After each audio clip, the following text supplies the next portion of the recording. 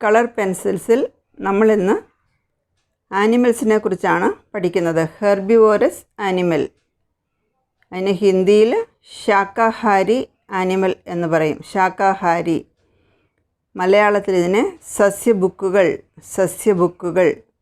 ഇതിൻ്റെ ഹിന്ദിയും മലയാളവും ഞാൻ എഴുതിയിട്ടുണ്ട്, ഇംഗ്ലീഷുമുണ്ട്.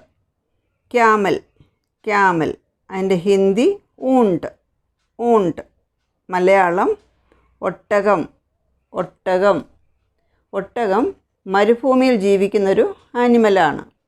ഇതിനെ ഷിപ്പ് ഓഫ് ദി ഡെസേർട്ട് എന്നാണ് പറയുന്നത്. ഇതിൻ്റെ പുറത്തുള്ള ഹമ്പിൽ ഫാറ്റ് സ്റ്റോർ ചെയ്ത് വെക്കുന്ന കാരണം ഇതിന് ആഹാരവും വെള്ളവും കിട്ടാത്തപ്പോൾ ഈ ഫാറ്റിൽ നിന്നുള്ള എനർജി കൊണ്ടാണിത് ജീവിക്കുന്നത്. വെള്ളമില്ലാത്തതിന് വളരെ നാളുകൾ ഇതിന് ജീവിക്കാൻ പറ്റും. മരുഭൂമിയിലെ ഇതിൻ്റെ വേറൊരു പ്രത്യേകത, മരുഭൂമിയിലെ മണൽക്കാറ്റ് മൂക്കിൽ കയറാതെ മൂക്ക് അടച്ചു വയ്ക്കാനുള്ളൊരു കഴിവും കൂടെ ഇതിനുണ്ട്. സവാരി ചെയ്യാനും ഭാരം ചുമക്കാനുമൊക്കെ നമ്മളിതിനെ ഉപയോഗിക്കുന്നു. ഇതാണ് ക്യാമൽ.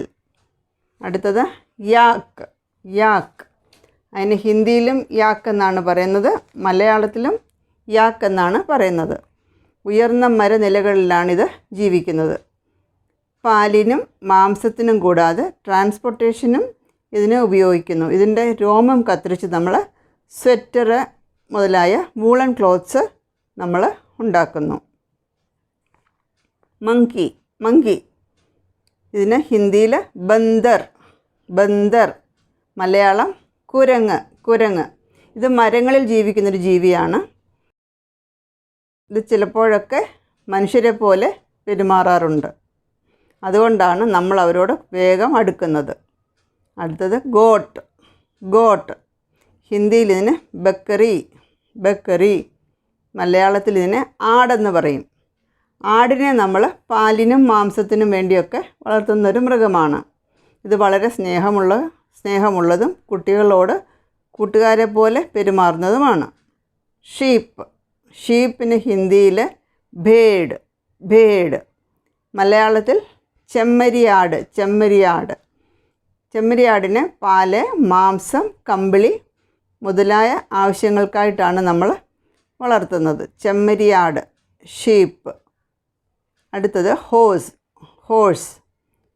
ഘോഡ, ഹിന്ദി ഘോഡ, മലയാളം കുതിര. വളരെ ശക്തിയുള്ളതും വേഗതയുള്ളതുമായ ഒരു മൃഗമാണ് കുതിര. പഴയ കാലത്ത് ഗതാഗതത്തിനായും മറ്റും നമ്മൾ ഉപയോഗിച്ചിരുന്നു. നോർത്ത് ഇന്ത്യയിൽ ഇതിനെ വിവാഹ ആവശ്യങ്ങൾക്കായും ഉപയോഗിക്കുന്നു. ഡോങ്കിക്ക് ഹിന്ദിയിൽ ഗധ, മലയാളത്തിൽ കഴുത.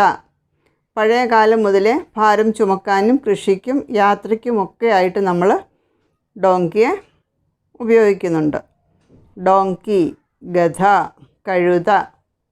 അടുത്തത് ബഫലോ. അതിന് ഹിന്ദിയിൽ ഭേസ് എന്നാണ് പറയുന്നത്. മലയാളത്തിൽ ഇതിനെ എരുമ. ഇതിനെയും നമ്മൾ പാലിനും മാംസത്തിനുമായിട്ടാണ് കൂടുതലായിട്ട് ഉപയോഗിക്കുന്നത്. കൃഷി ആവശ്യങ്ങൾക്കായിട്ട് നമ്മളിതിനെ ഉപയോഗിക്കാറുണ്ട്. റാബിറ്റ്. ഇതിന് ഹിന്ദിയിൽ ഖർഗോഷ്, മലയാളം മുയൽ. നമ്മൾ വളർത്തുന്നൊരു പെറ്റ് ആനിമലാണ് റാബിറ്റ്. അടുത്തത് എലിഫൻറ്റ്. ഹിന്ദിയിൽ ഇതിന് ഹാത്തി, മലയാളത്തിൽ ആന. കരയിലെ ഏറ്റവും വലിയ ആനിമലാണ് എലിഫൻറ്റ്. ഇന്ത്യയിൽ ഇതിനെ ഉത്സവങ്ങൾക്കും ക്ഷേത്ര പരിപാടികളിലുമൊക്കെ ആയിട്ട് യൂസ് ചെയ്യുന്നുണ്ട്. ജിറാഫ്, ഹിന്ദിയിലും മലയാളത്തിലും ജിറാഫ് എന്ന് തന്നെയാണ് പറയുന്നത്. ജിറാഫിൻ്റെ പ്രത്യേകത, ലോകത്തിലെ ഏറ്റവും ഉയരമുള്ള ആനിമലാണ് ജിറാഫ്. ഡിയർ. അതിന് ഹിന്ദിയിൽ ഹിരൺ, മലയാളത്തിൽ അതിന് മാൻ. ഡിയർ, ഹിരൺ, മാൻ. സീബ്ര, ഹിന്ദിയിൽ സീബ്ര, മലയാളത്തിൽ സീബ്ര. ഇതിൻ്റെ ശരീരത്തിലുള്ള ബ്ലാക്ക് ആൻഡ് വൈറ്റ് സ്ട്രൈപ്സ് ആണ് ഇതിൻ്റെ പ്രത്യേകത. ബൈസൺ, ഹിന്ദിയിലും മലയാളത്തിലും ബൈസൺ എന്ന് തന്നെയാണ് പറയുന്നത്. ആൻറ്റെലോപ്പ്, മൃഗ്, ഹിന്ദി മൃഗ്, മലയാളം കൃഷ്ണമൃഗം, കൃഷ്ണമൃഗം. Rhinoceros, rhinoceros. ഗേണ്ട, ഹിന്ദി ഗേണ്ട, മലയാളം കാണ്ടാമൃഗം.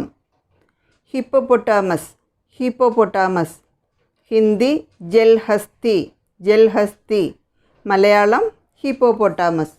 ഇതൊരു ജലജീവിയാണെങ്കിലും രാത്രികാലങ്ങളിൽ ഇത് പുല്ല് തിന്നാനായിട്ട് കരയിൽ വരും. പാണ്ട, പാണ്ട, മലയാളവും ഹിന്ദിയും പാണ്ട എന്ന് തന്നെയാണ്, പാണ്ട. കോല, കോല, ഇതിൻ്റെയും ഹിന്ദി കോല, മലയാളവും കോല തന്നെയാണ്, ഹിന്ദിയിൽ കോല. കാംഗ്രൂ, കാംഗ്രൂ, ഹിന്ദി കങ്കേറു, കങ്കേറു, മലയാളം കങ്കാരു, കങ്കാരു. ഇത് വളരെ പ്രത്യേകതയുള്ളൊരു ആനിമലാണ്. ഇത് നടക്കുന്നതിന് പകരം ചാടിച്ചാടിയാണ് സഞ്ചരിക്കുന്നത്. ഇതിൻ്റെ കുഞ്ഞിനെ അത് വലുതാകുന്നത് വരെ അത് അമ്മയുടെ ശരീരത്തിൽ തന്നെയുള്ള ഒരു പൗച്ചിലാണ് ഇതിനെ സൂക്ഷിക്കുന്നത്. കുഞ്ഞ് വലുതാകുന്നത് വരെയും അമ്മയുടെ ശരീരത്തിലുള്ള പൗച്ചിലാണ് കുഞ്ഞിനെ സൂക്ഷിക്കുന്നത്. Kangaroo, Malayalam kangaroo. Tortoise, tortoise, Hindi കച്ചുവ, കച്ചുവ, മലയാളം ആമ, ആമ. വളരെ പതുക്കെ മാത്രം, പതുക്കെ എന്ന് പറഞ്ഞാൽ മന്ദഗതിയിൽ സഞ്ചരിക്കുന്ന ജീവിയാണ് ആമ. ശത്രുക്കളിൽ നിന്ന് രക്ഷപ്പെടാനായി ഇതിൻ്റെ തന്നെ പുറത്ത് തന്നെയുള്ള കട്ടിയുള്ളൊരു ഷെല്ലിലേക്ക് ഇതിൻ്റെ തലയും കാലുകളും ഇത് പിൻവലിക്കും. ഏറ്റവും കൂടുതൽ കാലം ജീവിച്ചിരിക്കുന്ന ആനിമലാണ് ആമകൾ. കൗ, കൗ, ഹിന്ദി ഗായ്, മലയാളം പശു. പാലിനും മീറ്റിനും വേണ്ടിയാണ് നമ്മളിതിനെ വളർത്തുന്നത്. ഇതിൻ്റെ ചാണകം നമ്മൾ കൃഷി ആവശ്യങ്ങൾക്കായിട്ട് ഉപയോഗിക്കുന്നു. പുതിയൊരു ടോപ്പിക്കുമായി അടുത്ത വീഡിയോയിൽ വീണ്ടും കാണാം.